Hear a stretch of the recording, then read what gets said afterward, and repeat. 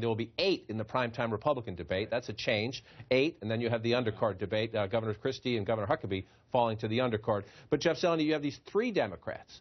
If you're Hillary Clinton, you love those poll numbers. People are starting to use that inevitable word again, which you probably don't like, because you remember that from 2007 and 2008. But if you're Bernie Sanders, you have to change the dynamic of this race, do you not? You do, absolutely. I mean, the early states was always going to be the strong part for Bernie Sanders. The Clinton campaign was talking about, the firewall for those Super Tuesday states. Now they're looking really strong in Iowa and even better in New Hampshire here. So Bernie Sanders does need to mix it up a little bit. The question is if he's willing to do that or not, and are there enough Democrats who sort of see him as a presidential timber here. I was out in Iowa with Hillary Clinton this past week, and I was struck by, in Iowa City, a very liberal part of the state, there were people who a couple months ago would have been Bernie Sanders supporters. They are now consolidating around her. And boy, she is campaigning harder in a different sense than she did in 2008. She stayed for nearly 90 minutes at this town hall meeting, took every question possible.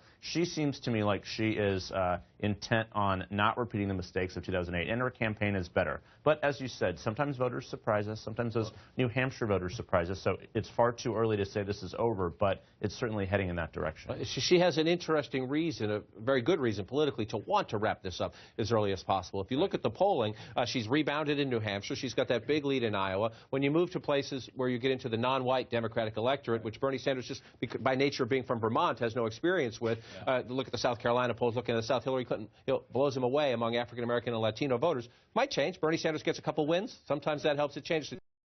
If you look at the national polls right now, Quinnipiac this past week had, we'll show you this graphic, Clinton versus the top 4 Republicans. She loses to Ben Carson nationally by 10 points. It's very early. These national polls is premature. But just look at the numbers.